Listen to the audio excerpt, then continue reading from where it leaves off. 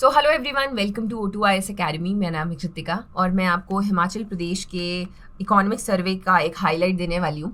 तो बेसिकली 10 कर दिन में आपका पेपर आ गया है। हमें लगा नहीं था होगा, लेकिन 10 कर दिन में आपका पेपर है। इकोनॉमिक सर्वे ऐसा होता है कि अगर आप लंबे टाइम से पढ़ रहे हो तो दिमाग में नहीं टिकता है। This is the might be a good time जब आप फटाफट से एक बार पढ़ो उसको, और अगर पेपर में आएगा तो आप कर लोगे। अब इसको पढ़ना कैसे है वो मैं आपको बताने वाली हूँ आज। इसके लिए हमने शॉर्ट नोट्स बनाए हैं सबसे पहले, क्योंकि 400 पेजेस का है तो वो तो पढ़ेंगे नहीं। ये छोटे से आपको शॉर्ट नोट्स मिलेंगे, फ्री ऑफ कॉस्ट अवेलेबल है। मैं आपको बताऊंगी कहाँ पे डाउनलोड कर सकते हो। आप डाउनलोड करो, आराम से पढ़ो। ये सिर्फ इंग्लिश में अवेलेबल है, पहली बात। दूसरी बात, इसमें भी क्या क्या इंपॉर्टेंट है ज़्यादा वो मैं आपको अभी बताने वाली। तो इसमें इकोनॉमिक सर्वे में टोटल 18 चैप्टर्स रहते हैं। अब जब हम बात करते हैं तो हम इकोनॉमिक सर्वे को 2 पोर्शंस में बांटते हैं। सबसे पहला आता है स्टैट्स वाला पोर्शन। अब ये जो स्टैट्स है इसमें होते हैं बहुत सारे नंबर्स की बहुत सारे होते हैं, लेकिन हमने पढ़ने थोड़े होते हैं। जैसे हिमाचल की पर कैपिटा इनकम कितनी है, हिमाचल का जीडीपी कितना है, एग्रीकल्चर कितना कंट्रीब्यूट करता है, क्रॉप्स कितने होते हैं। इसमें तो बहुत बड़े टेबल है, लेकिन हमने कौन कौन से पढ़ने हैं और उसमें भी अलग अलग सेट्स आते हैं, वो कौन से पढ़ने हैं। फिर आ जाती हैं स्कीम्स। जितनी भी आपकी न्यू स्कीम्स हैं ये ज़रूर पढ़ के जानी है, और जहाँ पर लॉन्च लिखा है वो शब्द। बजट में जो न्यू स्कीम्स हैं वो भी, इनको कितना पैसा एलोकेट हुआ, क्या हुआ, कैसे हुआ, वो सारी चीज़ें छोड़ दो। बस उसका नाम पता होना चाहिए कि किस चीज़ से रिलेट रखती है। कि अगर हिम उन्नति योजना है तो किस चीज़ के बारे में है, या फिर आश्रय योजना, ऐसे करके जितनी भी हैं इनका मेन चीज़ें हमें पता होनी चाहिए। फिर कुछ पोर्शन आते हैं ऐसे, जैसे कि हमने रखा है कि 2026 तक हमने ग्रीन स्टेट बनना है, 2000 इतने तक हमने ये करना है। ऐसे वाली चीज़ें जो हैं ये इंपॉर्टेंट होती हैं। प्रीलिम्स में डायरेक्टली इनकी स्टेटमेंट उठा के भेज देते हैं। फिर कुछ चीज़ें स्टैट्स में ऐसी भी आती, कितने बैंक्स हैं हमारे यहाँ, कितनी लैंड है जिसको क्रॉप किया गया है, वो सारी की सारी। अब जब आप कोई भी टेबल देखो, अगर उसके आगे कुछ भी ब्रैकेट में लिखा हुआ है तो वो नहीं पढ़नी है चीज़। इनका मतलब मैं बता देती हूँ आपको। अब जैसे हम लोग ना अगले साल का आंकलन लगाते हैं, इसको बोलते हैं एडवांस एस्टिमेट। आंकलन लगाते हैं कि आने वाले साल में ना इतने सेब लगेंगे, शायद इतना क्रॉप होगा। मतलब एक जो प्रॉपर एग्रीकल्चरलिस्ट वगैरह है वो यहाँ पर एक आंकलन लगाते हैं। फिर क्या होता है, फिर अगले साल प्रोडक्शन होती है, फिर एक सेट ऑफ डेटा आता है हमारे पास में जिसको रिवाइज करके दूसरा सेट ऑफ डेटा आता है, एंड फाइनली बाद में वो फाइनल होता है, तब वो पक्का होता है। उससे पहले उसको हम फर्स्ट रिवाइज्ड एस्टिमेट कहते हैं, सेकंड रिवाइज्ड एस्टिमेट कहते हैं, और जो आने वाले साल का लगाया होता है उसको हम एडवांस एस्टिमेट कहते हैं। तो इनमें से किसी के ऊपर क्वेश्चन नहीं आता। जो फाइनल है वो इस वाले पे आता है, जो पक्का हो चुका है ऑलरेडी, और लेटेस्ट वाला है उसको पढ़ के जाना है। ठीक है जी। तो इसकी जो PDF है ये आपको हमारी मोबाइल एप्लीकेशन में फ्री मटेरियल के नाम से मिलेगी। फ्री स्टडी मटेरियल है, लेफ्ट साइड पे जाके क्लिक करते हो, वहाँ पे आ जाता है, वहाँ से PDF डाउनलोड कर लो और आराम से जो है अपने 10 दिनों में क्या, या आप 2 दिन में आराम से पढ़ के साइड कर सकते हो। आज मैं थोड़ा सा आपको पहले चैप्टर में बताने वाली हूँ क्या क्या चीज़ें हैं। जैसे फर्स्ट है जनरल ओवरव्यू, सिर्फ आज ये पढ़ाऊंगी। इसमें जैसे वर्ल्ड इकोनॉमी और इंडियन इकोनॉमी का थोड़ा सा ओवरव्यू दिया गया है कि कैसे ये इनका क्या हालात हैं। और फिर जो इम्पोर्टेंट पोर्शन आता है वो आता है हिमाचल वाला, कि हिमाचल में सरकार ने क्या आने वाले साल के लिए प्लानिंग करके रखी है। तो ये मैं आपको PDF आज दिखाने वाली हूँ। तो चलिए शुरुआत करते हैं अपने पहले चैप्टर के साथ में। अब यहाँ पर ग्लोबल इकोनॉमी की बात की है, तो इसमें आप देखोगे कि हमने बात की है कि ये स्लो डाउन करेगी। ये आंकलन है, 2025 तक आते आते ये जो है यहाँ पर स्लो डाउन करेगी। स्लो डाउन करने के बहुत सारे कारण हैं, जैसे आजकल आप G7 कंट्रीज भी देख रहे हो, US है, इटली है। ये मतलब वर्ल्ड जो है वो एक तरीके के रिसेशन में है। इंडिया इज डूइंग बेटर, लेकिन एक रिसेशन में है जिसकी वजह से ग्लोबल इकोनॉमी जो है यहाँ पर स्लो डाउन हुई है। ये आपका world bank global economic prospects है, ये भी कहता है, वर्ल्ड इकोनॉमिक आउटलुक भी कहता है। ये इतना इंपॉर्टेंट नहीं है, लेकिन अगेन पूछ लिया जाए तो हम लोग ने पढ़ के जाना है। ज़्यादा कुछ नहीं है इसमें, यही बात की गई है कि किस तरीके से आपकी जो ग्लोबल इकोनॉमी है वो 2.4% तक जाएगी, और फिर बाद में जो है 2025 में थोड़ा सा रिकवर करेगी। ये अलग अलग जो आंकलन हैं वो दिए गए हैं, IMF के, वर्ल्ड बैंक के, OECD के, फिर ये वर्ल्ड, चाइना और आपके इंडिया को लेकर। फिर आ जाती है इंडियन इकोनॉमी का हमारा जो एक ओवरव्यू है वो।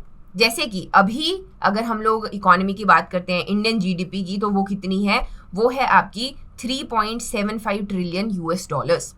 हम 2025 तक चाहते हैं कि ये 5 ट्रिलियन US डॉलर्स के बराबर यहाँ पर हो जाए। पहला पहला तो ये हो गया।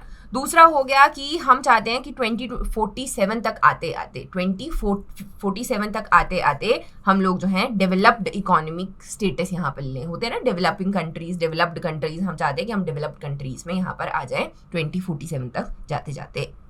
तो यही इसमें लिखा गया है। फिर पर कैपिटा इनकम की बात की गई है कि इंडिया में पर कैपिटा इनकम कितनी है। अब करंट प्राइसेस रहते हैं और कुछ रहते हैं कांस्टेंट प्राइसेस, इनके बीच में डिफरेंस क्या रहता है, तो ये थोड़ा आप इकोनॉमी में डीप में भी पढ़ते हो।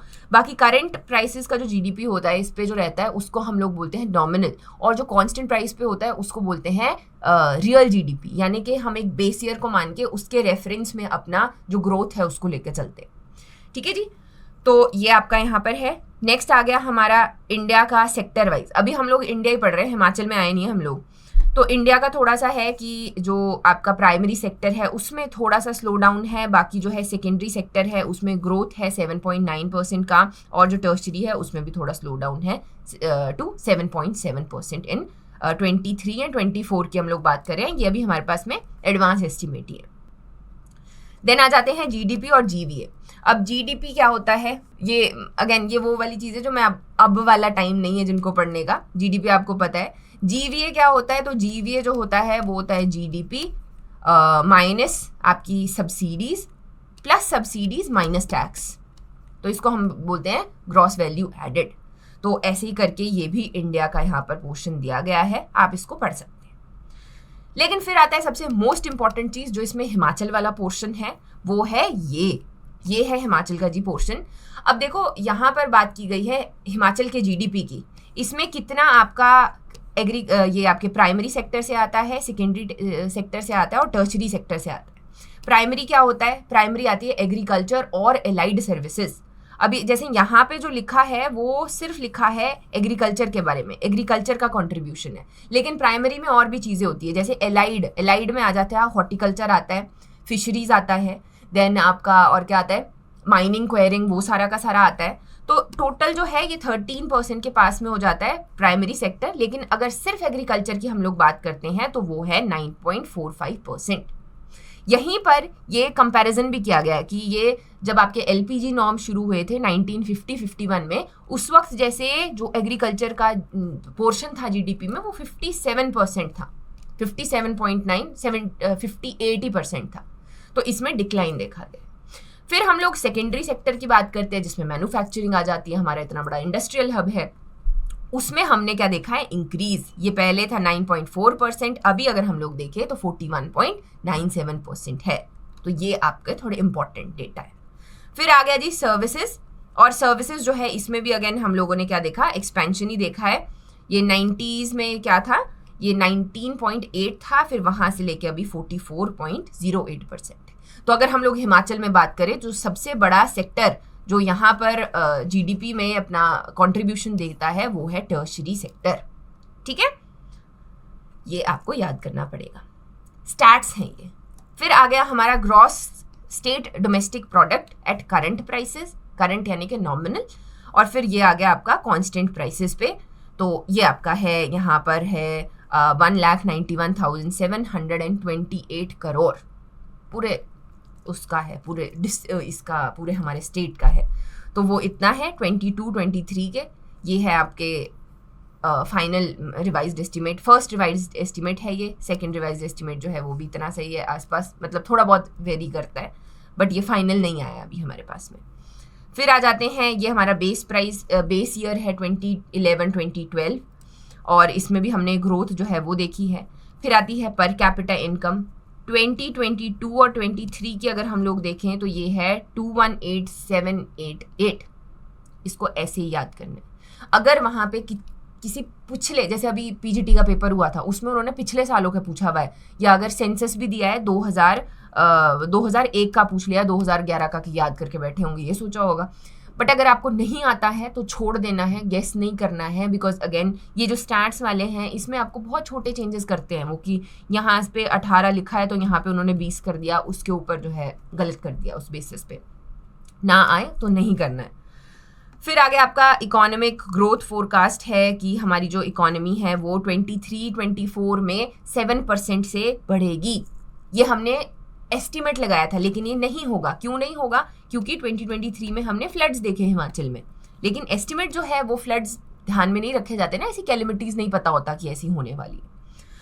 फिर आपका हमने अगर सेक्टोरल ग्रोथ की अगर हम लोग बात करते हैं, जो वो थी रखी हुई कि प्राइमरी सेक्टर में 5.7% का ग्रोथ होगा, सेकेंडरी में 5.1 का और टर्शरी में 10.4 का। तो कि ये आने वाले टाइम में ऐसे गोल सेट किए होते हैं हमने कि इतनी इतनी हम लोग करने वाले हैं।